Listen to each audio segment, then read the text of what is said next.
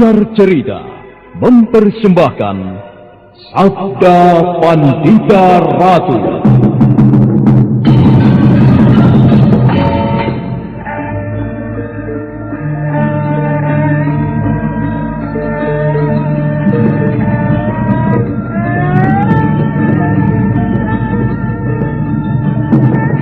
Kureguk anggur Mahadewa, kucicipi madu sabdanya. Bumi ku remas dalam genggamanku, matahari dan rembulan ku telan dalam perutku. Hendedes, sukmamu telah kuraih, nafasmu ku senggama di bulan merah. Ku celang cintamu, ku seret melanglang maya pada bak nirwana para dewa.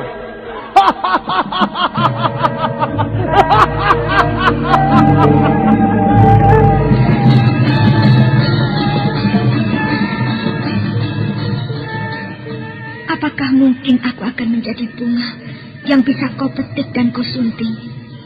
Sementara jika layu, akan kau campakkan begitu saja, seperti cermin retak yang tak berharga. Sabda Pandita Ratu, sebuah kisah penuh dilema, tragedi cinta anak manusia, perebutan tahta, mabuk harta dan duniawi, serta silaunya kehormatan, di mana keangkara murkaan merajalela karena dendam yang membara. Kisah ini berlatar belakang berdirinya Singasari. Ken Arok, dialah pemuda yang merekuk pahit getirnya kehidupan. Namun sebenarnya, dialah yang harus melaksanakan sabda-sabdanya. Perjalanan sengsaranya adalah awal untuk meraih keberhasilan, untuk menuju kejayaannya di saat Singasari berdiri.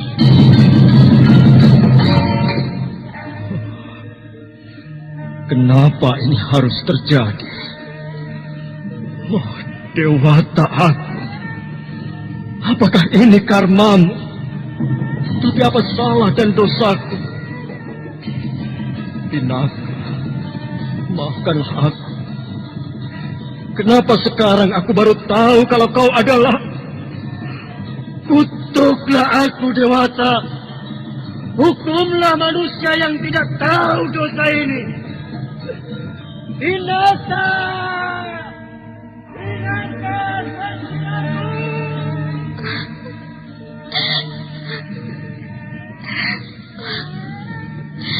Beginikah perjalanan hidupku? Apakah aku harus menerima garis nasib yang penuh noda dan dosa? Dewata aku, kenapa kau berikan cobaan ini tidak ada habis-habisnya? Tunjukkan di mana letak keadilanmu.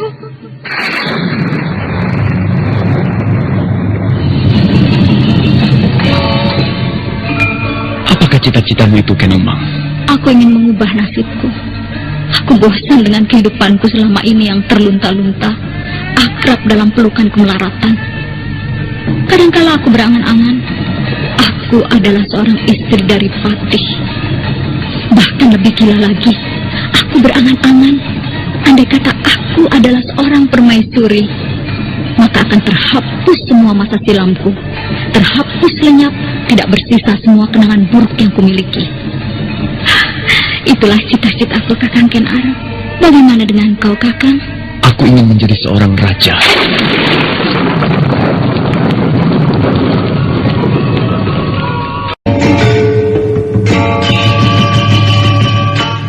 Sabda Pandita Ratu kali ini menampilkan episode pertama dengan judul Tumenggung Murti Wandawa.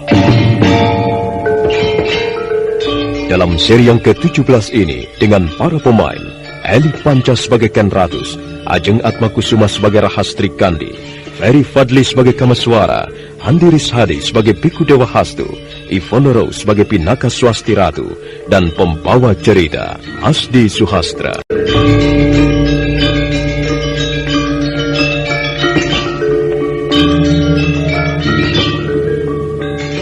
Pinaka Swasti Ratu tergetar hatinya melihat sebuah patung wanita. Walaupun pamannya belum memberitahu gambar siapa patung itu, namun gadis itu dapat menduganya.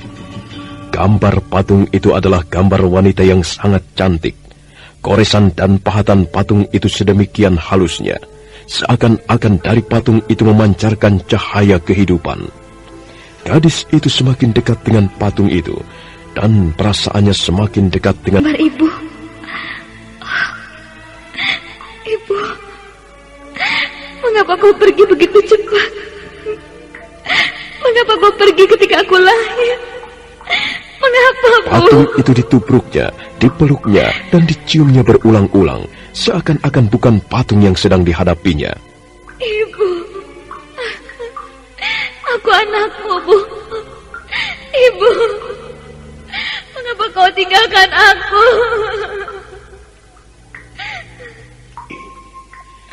Ibumu sudah merasa tenang di alamnya.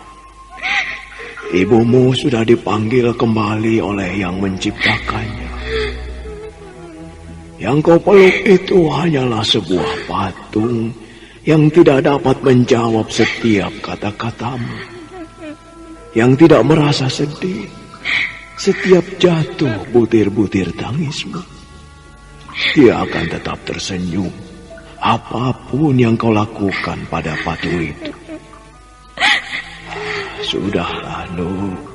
Sudahlah. Sudahlah, Pinaka. Jangan kau biarkan perasaanmu larut dalam kesedihan yang dalam. Sudahlah. Lepaskanlah patung itu. Kemudian membimbingnya, dan selanjutnya pergi meninggalkan patung itu, mengikuti pamannya Biku Dewa Hastu. Goa itu semakin ke dalam ternyata semakin menyempit, dan membentuk sebuah lorong yang semakin dalam. Batu-batu lancip mencuat dari atas dan bawah, sampai akhirnya mereka kemudian tiba di sebuah ruangan yang cukup lapang. Nah, Duk, sebelum kau pergi melanjutkan mencari ayahmu Galuh Urang, pada kesempatan yang singkat ini, Paman bermaksud memberikan oleh-oleh sebagai kenang-kenangan kau berjumpa dengan Paman. Dan kau juga Kameswara.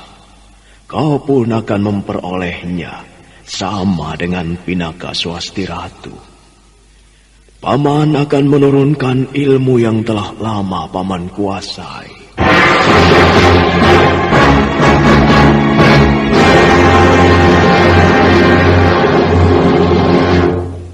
Nah, lihatlah pahatan-pahatan yang Paman lakukan pada dinding goa ini. Lihatlah gambar-gambar itu. Gambar itu adalah orang yang sedang melakukan gerak ulah kanuragan ilmu dari perguruan Wulan Sumirat yang telah Paman kembangkan sendiri. Wulan Sumirat inilah yang menjadi ciri perguruan Widara Kandangan yang dikembangkan oleh ayahmu Galuh Urang, Duk. Ya, mungkin kau tidak terlalu sulit mengenalinya. Karena ciri ilmu kanuragan ini telah lama kau kenal dan pelajari. Namun pengembangannya hingga pada lontaran kekuatan inti sangat jauh berbeda, Duk. Nah, karena itu pelajarilah ilmu ini. Dan sebelumnya kosongkanlah jiwa kalian. Dengan keheningan rasa, kalian akan bisa mengenali sifat-sifat ilmu Wulan Sumirat. Nah, sekarang kalian berdua silakan mempelajarinya. Paman akan keluar dari goa ini. Tengah malam nanti, Paman akan datang lagi menjumpai kalian. Melangkah pergi dari ruangan itu, kembali melewati lorong yang tadi mereka lalui. Sebelum melangkah pergi, beberapa saat dia memandangi anak keponakannya. Rasanya seperti ada sesuatu yang bergolak dalam hatinya. Kemudian dia segera melangkah pergi keluar goa. Tinggallah sepasang anak muda berlawanan jenis itu memperhatikan tulisan-tulisan yang terpahat pada dinding goa beserta gambaran gerak-geraknya. Apa yang akan kita lakukan, Kameswara? Menurut petunjuk pamanmu, kita harus mengosongkan pikiran untuk bisa mempelajarinya. Tapi rasanya aku tidak mengerti. Ada sesuatu hal yang menurutku aneh dan janggal. Maksudmu? Jika pamanmu mewariskan ilmu kanuragan ini kepadamu, adalah sudah sewajarnya. Tetapi bagaimana dengan aku? Mengapa pamanmu juga memberi kesempatan kepadaku untuk ikut pula mempelajarinya? Apakah itu merupakan sesuatu yang aneh? Sangat aneh, Swasti Ratu. Seseorang menurunkan ilmu kepada orang lain, tentu harus jelas maksudnya. Mungkin karena kau ikut menghadap bersamaku. Itu bukan alasan. Sudahlah, jangan persoalkan itu. Tunggu. Jangan-jangan Kenapa? Paman Biku dan ayahmu adalah sahabat ayah angkatku Ki Ageng Pesanggaran. Paman Biku mengatakan tidak mengetahui perjalanan hidup ayahku, terutama dengan anak-anaknya. Aku berpikir justru sebaliknya. Paman Biku sangat mengetahui semua putra-putri ayahku. Bahkan mungkin sangat mengenali diriku. Siapa aku ini sebenarnya? Mungkin. Baiklah, aku anggap itulah alasan yang paling tepat. Sehingga Paman Biku ingin membekali ilmu kepadaku. Ya, anggaplah begitu. Kedua anak muda itu mulai memperhatikan dengan seksama seluruh simbol-simbol gerak ulah kanuragan yang terpahat dan tergambar pada seluruh dinding goa itu. Kemudian mereka mempelajari sikap dan sifat-sifatnya. Beda dengan Kameswara, Pinaka Swasti Ratu sangat mengenali landasan ilmu itu yang tidak jauh berbeda dengan yang pernah diterima dan dipelajarinya melalui ayahnya, Galuh Urang. Gadis itu sangat mengerti dan menyerap seluruh maknanya. Akhirnya gadis itu berusaha mencoba menerjemahkan gerakan-gerakan gambar itu dengan gerakan tubuh yang sebenarnya. Hiut, hop, hei, hiut, hei, hiut. Gadis itu sepertinya sedang menari-nari. Dia bergerak semakin cepat. Tubuhnya meliuk-liuk seirama dengan semua gerak yang terpahat di dinding goa. Sementara Kameswara berdiri terpaku memperhatikan Pinaka Swasti Ratu.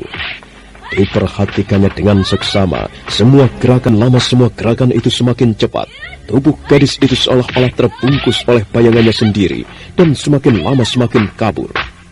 Kameswara tetap memperhatikan dengan seksama. Sebagai seorang yang sekian lama mempelajari ulah kanuragan dari berbagai ilmu, pemuda itu melihat sesuatu yang tidak dimengertinya. Namun lambat laun dia dapat menyimpulkannya. Aku ingat apa yang dikatakan oleh Paman Biku Dewa Hastu waktu ia memberi petunjuk sebelum ia meninggalkan gua ini.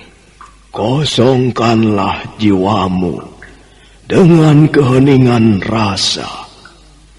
Kau pasti dapat mengenali sifat-sifat dan sikap ilmu itu. Agaknya kata-kata itu merupakan kuncinya. Sebaiknya aku memperhatikan semua pahatan itu lebih cermat. Aku harus memindahkan semua gambar-gambar itu ke dalam ingatanku. Barulah aku bisa melakukannya. Seperti petunjuk Paman Biku Dewa Hastu.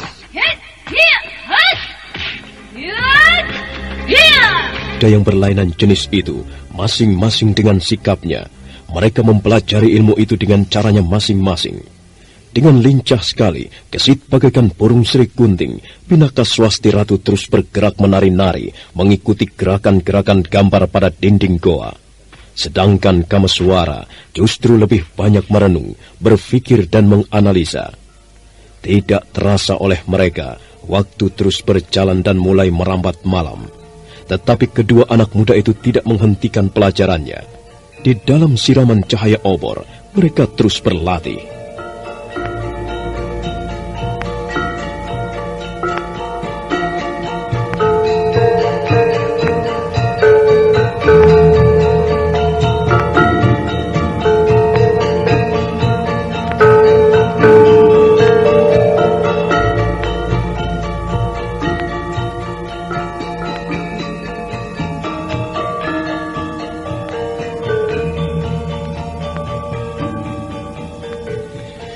Apa yang sedang kau pikirkan, Rahastri Kandi?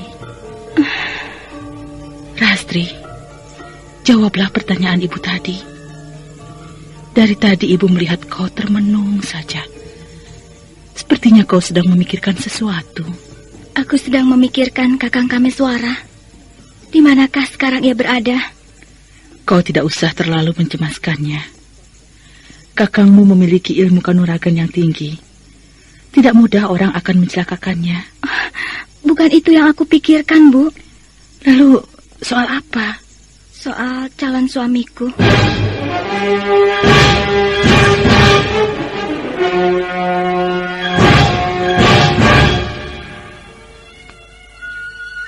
Ada apa dengan calon suamimu? Salahkah kalau aku menanyakannya, Bu? Tidak salah. Aku merasa heran, Bu. Mengapa sampai saat ini belum juga aku dipertemukan dengan calon suamiku? Aku rela memutuskan hubungan cintaku dengan Kakang Kameswara karena aku lebih memberatkan baktiku sebagai seorang anak. Tetapi mana calon suamiku pilihan kan sejak dulu, sebelum aku sendiri mengetahui apa arti dari perjodohan. Kau seorang wanita, Rahastri. Tidak pantas mempersoalkan hal itu. Bukan soal pantas atau tidak pantas, Bu. Tetapi aku tidak ingin terombang-ambing dalam ketidakpastian. Ya, kalau memang aku telah dijodohkan, aku ingin segera mendapatkan kepastian. Kalau aku harus menjadi seorang istri dari suami yang tidak aku cintai, ya, biarlah. Aku pasrah demi baktiku pada ibu dan ayah. Rahastri, anakku. Tidak ada orang tua bermaksud buruk terhadap anaknya. Itu pendapat ibu. Kenyataannya, Bu, apa yang aku dapatkan selama ini hanyalah sesuatu yang pahit. Kau jangan berpendapat begitu, Rahastri. Tetapi itulah yang aku dapatkan selama ini, Ibu. Aku mengerti ayah dan ibu ingin memberikan yang terbaik untukku, sampai yang sekecil-kecilnya. Baiklah, sekarang aku memohon kepada ibu, pertemukanlah aku dengan calon suami. Tahu apa yang kau rasakan. Ibu mengerti. Tetapi ibu mohon, cobalah engkau bisa mengerti. Ayahmu sedang pergi. Katanya ke Kambang Ayun. Kapan kembalinya ibu tidak tahu. Tunggulah sampai ayahmu pulang. Ibu, katakanlah, Bu, siapakah sebenarnya calon suamiku itu? Di mana tempat tinggalnya? Aku akan mencarinya, Bu. Apa yang akan kau lakukan, Rahastri? Banyak hal yang bisa aku lakukan, Bu. Aku bisa menilainya. Apakah ia pantas menjadi seorang suami yang harus diabdi? Apa yang akan kau lakukan itu tidak pantas. Ibu, izinkanlah aku pergi, Bu. Jangan mengkhawatirkan aku. Aku bisa menyamar sebagai seorang lelaki. Aku bisa menjaga diri. Bukankah ayah telah menggemblengku untuk menguasai ilmu ulah kanuragan yang ayah miliki? Katakanlah, Bu, kemana aku harus menemuinya? Perempuan tua itu tidak dapat berkata-kata. Tatapan matanya menerawang, seolah sedang merenungkan sesuatu. Rahastri mendekati ibunya, kemudian menyentuh lengannya. Dia berharap ibunya bersedia menceritakan sesuatu. Namun tiba-tiba dia melihat mata ibunya basah. Tetes air matanya jatuh. Ibu, ada apa, Bu? Kenapa ibu menangis?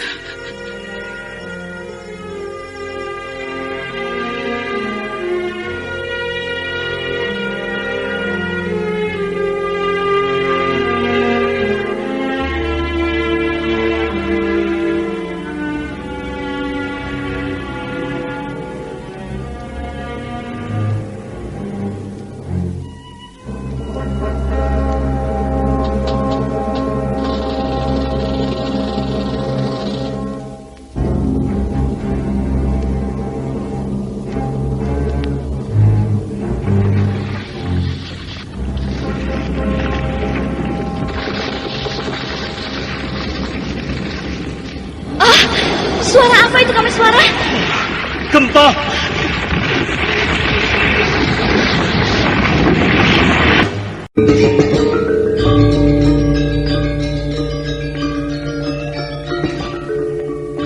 Ketika Kameswara dan Pinakaswasti Ratu sedang menekuni ilmu yang terpahat dan tergambar di dinding goa, tiba-tiba mereka dikejutkan oleh suara gemuruh yang sangat dahsyat. Tempat mereka berpijak terasa bergoyang. Keduanya segera melompat mendekati pintu goa.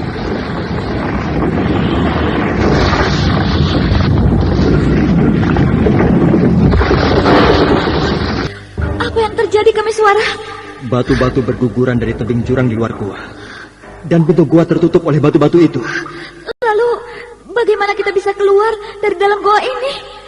Kalau aku mencoba memecahkan batu yang menyumbat pintu gua itu, rasanya percuma saja. Karena batu-batu itu akan berguguran lagi dan tetap saja menyumbat pintu gua. Kameswara, apakah ada orang yang sengaja membuat seperti ini? Aku pun berpikir begitu. Mundurlah, Pinaka. Kita lihat apa yang akan terjadi. Apa yang akan kau lakukan? Berdiri tegak dan perlahan-lahan tangannya bergerak. Kemudian dia melompat jungkir balik ke belakang 3 kali. Kekuatan yang mengkirisi telah disiapkan untuk menggempur tumpukan batu-batu itu. Kekuatan yang bersumber dari ilmu riung laut terpusat pada kedua ujung jari telunjuknya. Kemudian pemuda itu menyentuhkan kedua jari telunjuknya yang saling mengkait. Tubuhnya sedikit merendah dengan kaki kiri ke depan, kaki kanan menyiapkan kuda-kuda yang kokoh ke belakang. Matanya terpejam, dan sejenak kemudian dari kedua ujung telunjuk tangannya keluar asap mengepul sedikit demi sedikit dan hampir tidak dapat dilihat oleh mata. Kemudian ditariknya nafas panjang-panjang.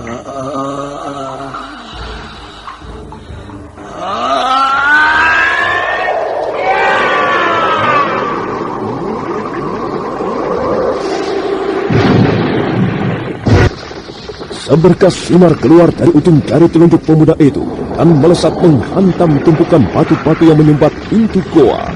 Batu-batu itu pun meledak keras sekali dan pecah berantakan. Bongkahan batu-batu itu berhamburan kemana-mana, meninggalkan suara yang amat gemuruh.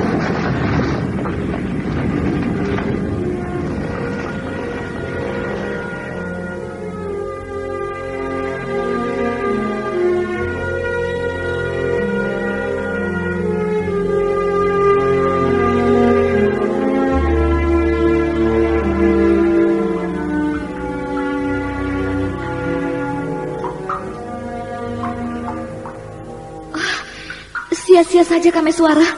Apa yang kau katakan tadi terbukti. Batu-batu itu tetap saja menyumbat pintu goa. Kita tidak dapat keluar dari sini. Mudah-mudahan saja Paman Biku Dewa Hastu segera mengetahuinya dan segera menolong kita. Kalau tidak, kita bisa mati kelaparan di sini. Jangan segera berputus asa. Mudah-mudahan kita segera mendapat akal untuk keluar dari sini. Bagaimana kalau kita coba sekali lagi? Kita gabungkan kekuatan kita berdua. Bagaimana menurutmu? Ya, namanya kita mencoba dan berusaha. Itu ada baiknya. Ayo kita mulai.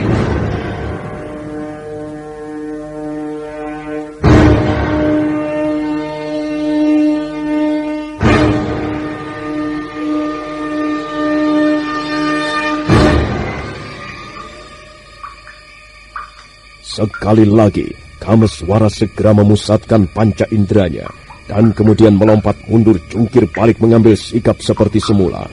Sedangkan Pinaka Swasti Ratu berdiri tegak dengan kaki merapat. Kedua tangannya seperti sedang menyembah di depan dada. Namun perlahan-lahan sikap itu segera berubah. Perlahan-lahan gadis itu merendahkan diri sehingga kakinya agak merenggang dan amblas ke dalam tanah.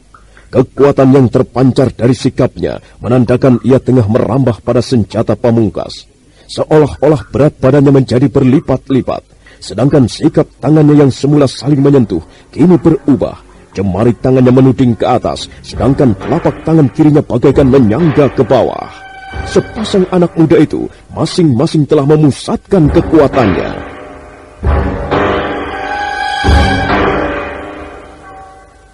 Satu, dua, tiga.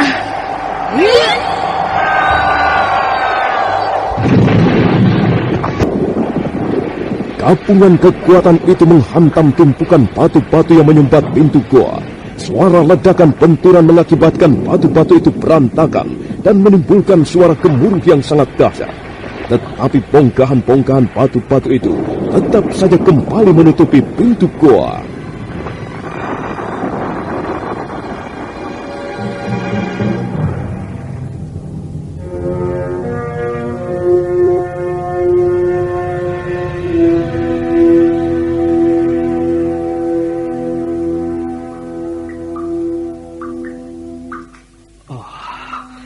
Ternyata usaha kita masih sia-sia. Apa yang harus kita lakukan sekarang? Tidak usah terlalu cemas. Paman Biku pasti akan berbuat sesuatu untuk menolong kita. Jangan panik. Sebaiknya kita tenangkan diri dulu. Mudah-mudahan Paman Biku segera mengetahuinya. Ada apa dengan Paman Biku Dewa Hastu? Mengapa sampai saat ini beliau belum juga datang menjenguk kita? Apakah kau merasa lapar, Pinaka? Tidak. Aku belum merasa lapar. Mungkin pamanmu ketiduran, sehingga lupa kepada kita. Sebaiknya waktu kita ini, kita pergunakan untuk melanjutkan mempelajari ilmu yang terpahat pada dinding gua, daripada kita mempersoalkan Paman Biku Dewa Hastu. Oh ya Pinaka, aku rasa sikap yang kau gunakan untuk mempelajari ilmu itu tidak tepat. Ingat baik-baik pesan Paman Biku. Hanya dengan mengosongkan jiwa, kau akan berhasil mempelajari ilmu itu. Ilmu yang terpahat pada dinding gua itu memang sangat luar biasa. Namun dasar-dasarnya sama dengan yang selama ini kupelajari dari ayahku Galuh Urang. Aku tidak mengalami kesulitan untuk memahaminya. Aku mengerti, tetapi aku melihat seperti ada sesuatu yang tidak dapat kau mengerti. Tetapi entahlah, mungkin kau yang benar. Justru aku bingung melihat kau bersikap diam, tidak melakukan sesuatu, kecuali hanya memperhatikan gambar-gambar itu tanpa mencobanya mengikuti dalam gerakan. Aku harus bersikap begitu, Pinaka, karena berbeda dengan kau yang sudah hafal dengan unsur-unsur gerak ilmu itu. Tentunya aku harus menempuh cara yang berbeda. Kau tentu tidak akan berhasil dengan cepat, apalagi dalam waktu kita yang terbatas, kalau kau tidak langsung mencobanya dengan unsur gerak. Nanti, setelah semua gerakan-gerakan gambar itu dan kalimat-kalimatnya sudah hafal dalam ingatanku, baru aku akan mencobanya. Nah, lanjutkanlah. Biarlah aku akan menyimak saja dulu. Atau mungkin aku bisa memperhatikan gerakannya darimu. Aku tidak keberatan. Baiklah, aku mulai lagi. Kembali kedua anak muda itu melanjutkan pelajarannya, terus dan terus sampai tidak mengenal waktu. Sementara waktu berjalan semakin cepat, tidak terasa fajar pun sudah tiba. Tubuh Pinaka Swasti Ratu berlepotan lumpur dan hampir-hampir menutupi kecantikannya. Sementara sebaliknya Kameswara, meskipun tubuhnya bersih karena dia tidak melakukan gerakan apapun kecuali menghafal dan menganalisa, namun tatapan matanya menjadi kuyu dan kelihatannya letih sekali. Saat fajar tiba, pemuda itu mengambil tempat duduk di atas batu. Dia bersila di atasnya dan alam pikirannya pun mulai menerawang. Angan-angannya menjelajah pada alam yang berbeda.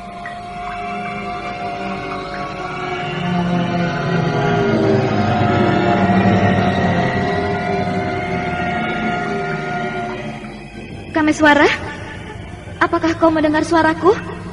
Jawablah, Kameswara.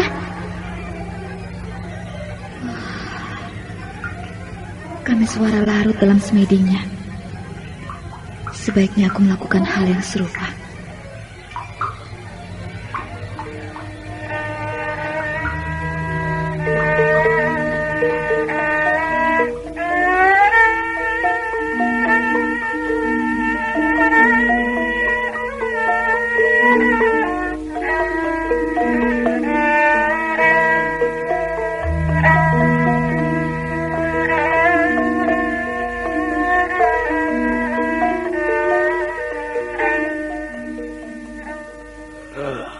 Ada apa, Nyai?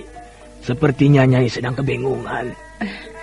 Paman Chandrik, apakah kau melihat anakku Rahastri Kandi? Oh, tidak, Nyai. Saya tidak melihatnya. Memangnya ada apa? Rahastri Kandi pergi. Anak Angger Rahastri Kandi pergi? Pergi kemana, Nyai? Dia tidak mengatakan kemana perginya. Anak itu meninggalkan surat yang tertulis di atas lontar ini.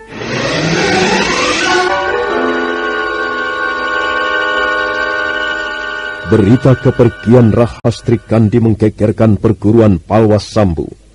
Ken Ratus istri Mahisa Branjangan segera memerintahkan kepada semua cantrik dan murid perguruan untuk segera menyebar mencarinya.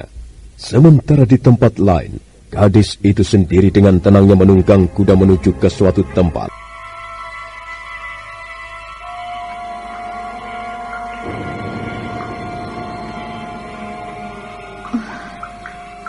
Mengapa aku sulit melakukan semedi?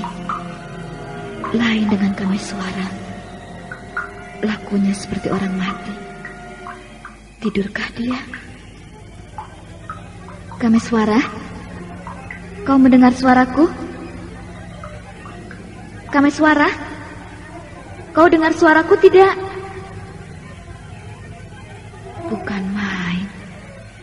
aku cubit kulitnya, sepertinya ia tidak merasakannya. Oh, heran aku. Atau memang ia tidak merasakannya sama sekali? Sebenarnya lah, pemuda itu memang sedang berada di dalam keadaan yang sulit untuk dimengerti. Jiwanya telah meninggalkan tubuhnya, melayang-layang.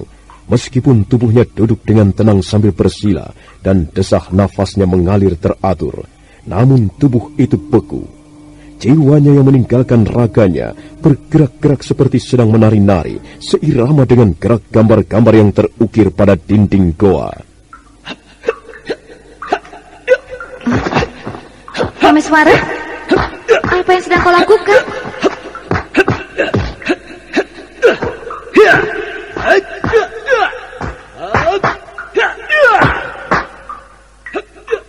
Aneh, Kameswara sepertinya tidak sadar dengan semua yang dilakukannya. Ia bergerak dengan mata tertutup. Bukan main. Hebat, sangat menakjubkan. Gerakannya persis sama dengan gerakan gambar yang ada di dinding goa. Gadis itu sangat kebingungan melihat apa yang dilakukan oleh Kameswara. Semua gerakan pemuda itu memancarkan keperkasaan olah kanuragan dari perguruan Wulan Sumirat. Sementara itu, tanpa disadari, sepasang mata melihat semua yang terjadi pada kedua anak muda itu. Mata itu melihat dengan takjub, melotot, dan mulutnya komat kam lagi menyembunyikan rasa kagumnya.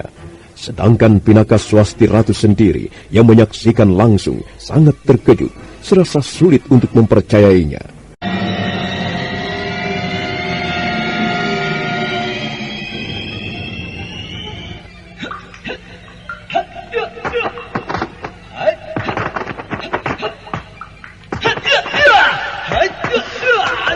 Sulit untuk dapat dimengerti.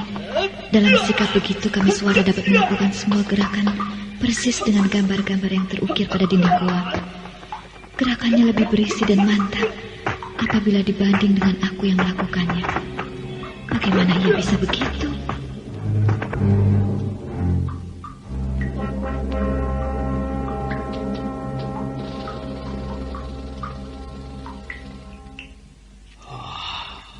Sungguh hebat anak muda itu. Dia mampu menggunakan akal pikirannya untuk membaca makna dari guratan-guratan yang terpahat.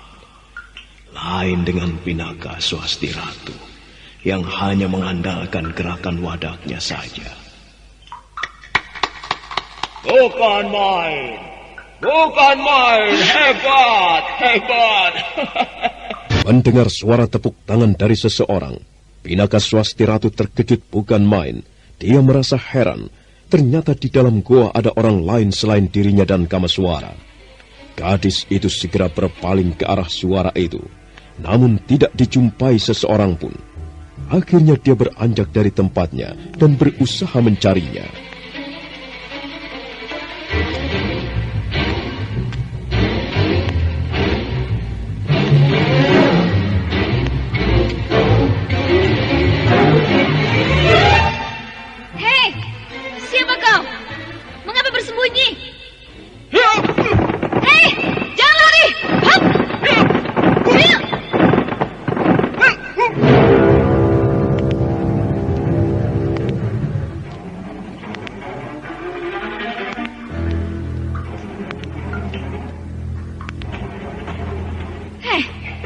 Siapa kau Kisanak? Mengapa kau menghindar? Oh, rupanya kau tidak ingin dikenali dengan menutup wajahmu seperti itu. Katakan siapa kau? Mengapa kau sembunyi-sembunyi mengintip kami? Kau lucu Kisanak. Aku lucu? Apanya yang lucu? Katakan apanya yang lucu? Jangan marah-marah seperti itu anak manis. Rupanya kau lupa pesan nenekmu ya? Bukankah kata nenekmu marah itu cepat tua, ya kan? Jangan main-main denganku ya. Katakan cepat apanya yang lucu? Itu toh. Yang jelas yang lucu bukan hidungmu, atau matamu, atau bibirmu. Kau menyebalkan Kisanak. Kau hadir bukannya membuat aku senang, tetapi malah menyebalkan. Aku Aku hitung sampai 3. Kalau kau tidak menjawab, tahan seranganku. 1, 2, 3. Baik, aku katakan yang sebenarnya apa yang lucu. Yang lucu itu adalah pertanyaanmu, mengapa kau bertanya kepadaku? Siapa kau ke sana? Siapa kau ke sana? Seharusnya aku yang bertanya padamu, mengerti? Perempuan cakep tapi kok jelek. Tahukah kau bahwa kehadiranmu di dalam goa ini bersama lelaki pemalas itu yang doyan tidur telah mengganggu tapa berataku? Mengganggu tapa beratamu? Iya. Dengar anak dungu, namaku Jalatapa. Jalatapa. Beratus-ratus tahun aku bertapa di dalam goa ini. Selama ini tidak ada satu manusia pun yang mengganggu ketenanganku. Aku bertapa dengan tenang, setenang si pemalas itu tidur. Ini tapa berataku menjadi sia-sia karena kehadiranmu yang sangat mengganggu. Mengerti?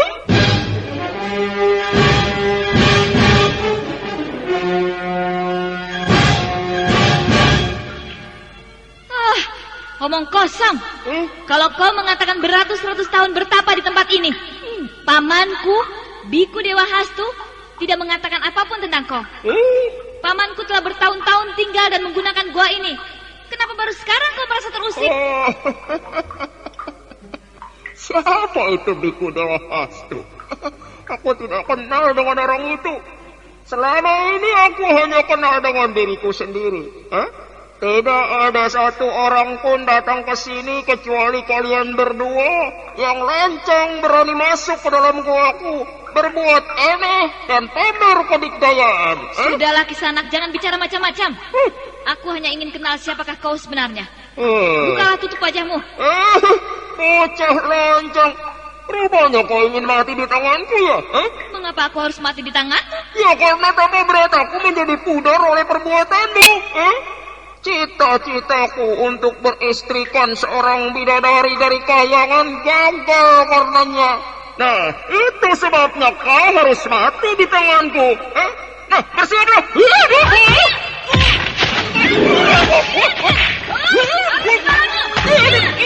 Mati kau. Kau akan mati di tanganku, orang hebat. Iya.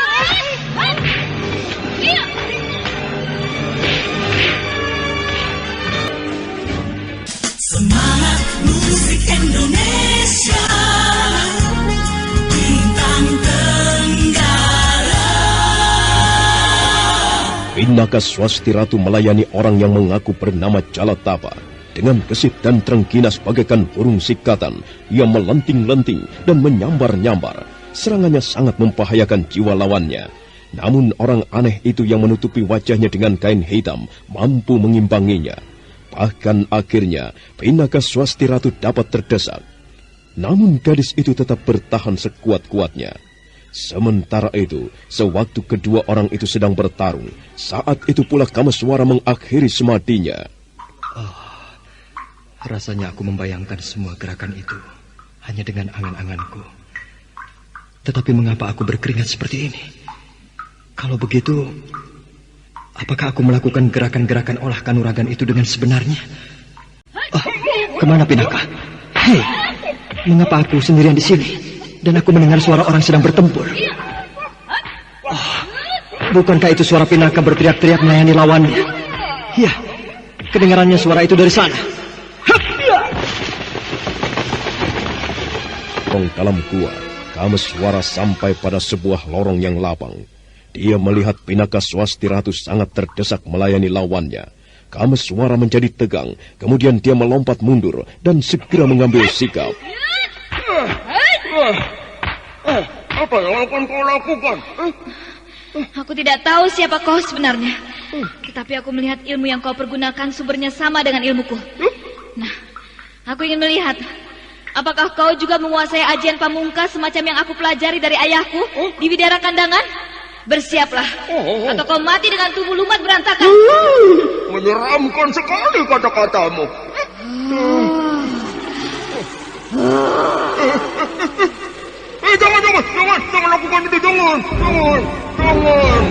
Swasti Ratu merasa tidak akan mampu lagi menandingi orang aneh itu. Dia segera mengambil sikap. Dia melompat mengambil jarak dan langsung berdiri tegak dengan kaki merapat.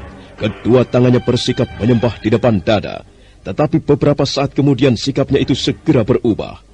Perlahan-lahan gadis itu merendahkan diri sehingga kakinya agak merenggang.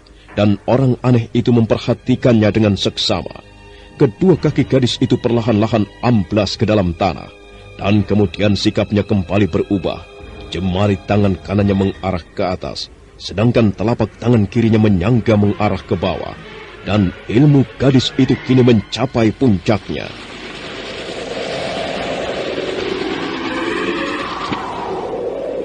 Orang aneh itu menahan serangan Pinaka Swasti Ratu, melindungi dadanya dengan tangan kirinya, sedangkan tangan kanannya dengan cepat sekali berusaha membentur serangan gadis itu.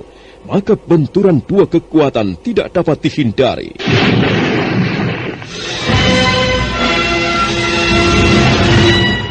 Akibat dari benturan itu sangat luar biasa. Pinaka Swasti Ratu terjengkang ke belakang kira-kira 10 tombak. Sedangkan orang aneh itu berguling-guling dan kemudian lompat melenting, melesat lari untuk kemudian lenyap di balik. Oh, orang aneh itu sungguh luar biasa. Siapakah orang itu, Pinaka? Aku tidak tahu. Ia mengaku bernama Jalatapa yang sedang bertapa beratus-ratus tahun di dalam gua ini.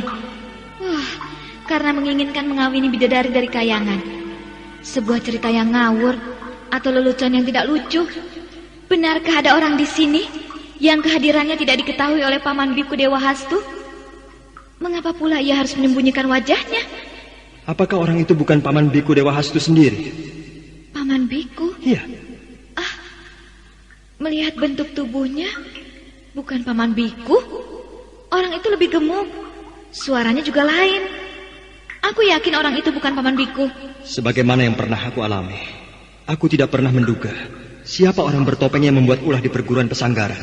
Ternyata orang itu adalah pamanku sendiri, Paman Praji Gading. Tapi aku yakin orang aneh itu bukan Paman Biku. Aku melihatnya seperti aku melihat ayahku, karena mereka saudara kembar. Aku hafal betul bentuk tubuh ayahku. Ya, kalau begitu entahlah.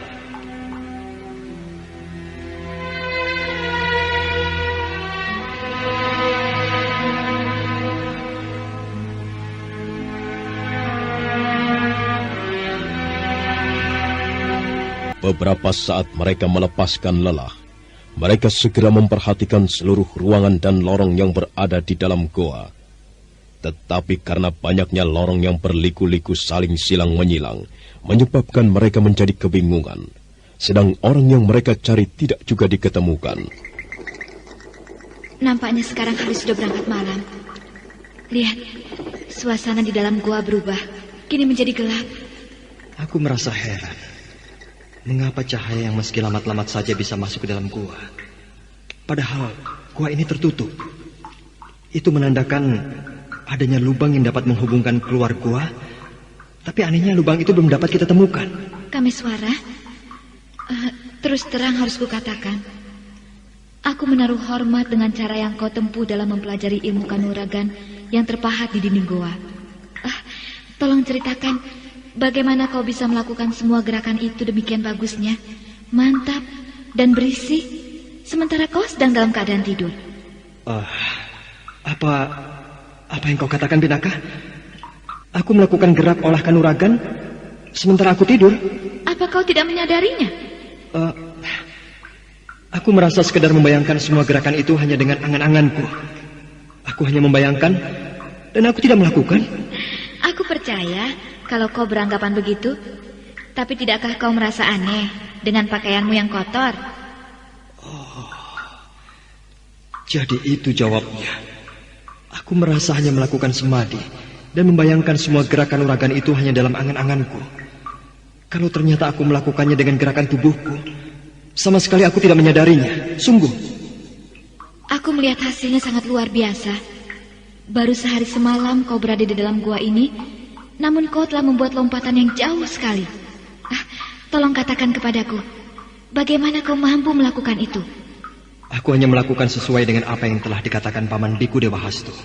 Pertama, semua pahatan itu harus kau pindahkan ke dalam alam pikiranmu. Kemudian kosongkan jiwa dan bayangkan semua gerakan itu.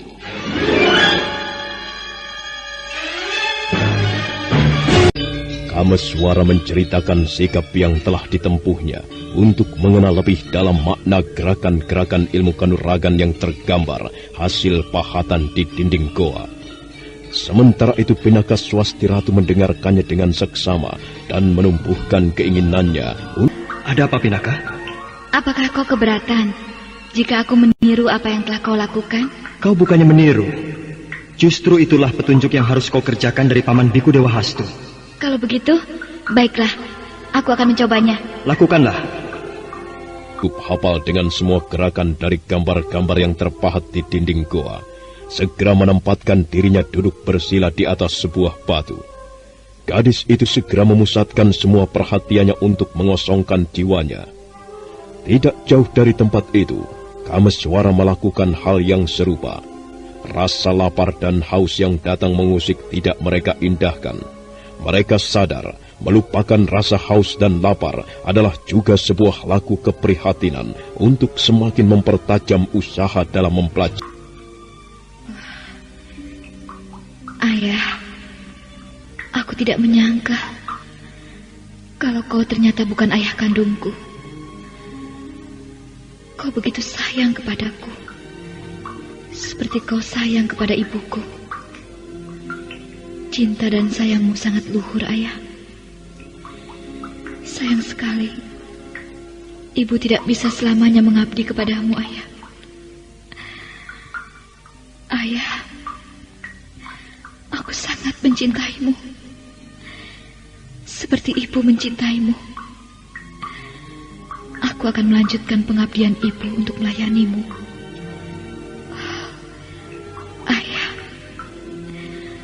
Aku bersedia menjadi istrimu, ibu dari anak-anakmu.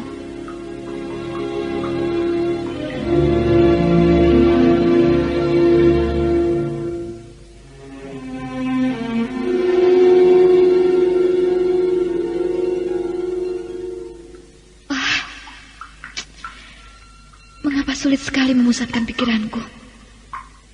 Terlalu banyak yang menjadi beban pikiranku. Terlalu banyak yang aku pikirkan. Pikiranku terbang kemana-mana. Sulit sekali mengosongkan jiwaku. Hebat. Dengan mudah Kameswara dapat segera mengosongkan segala pikirannya. Ia sekarang mulai bangkit dan bergerak. Mengapa aku tidak bisa melakukan seperti yang ia lakukan? Pinaka Swasti Ratu melewati malam itu dengan perasaan resah. Pikirannya melayang kemana-mana. Wujud ibu dan ayahnya muncul saling berganti dalam alam pikirannya. Dia tidak dapat berkonsentrasi.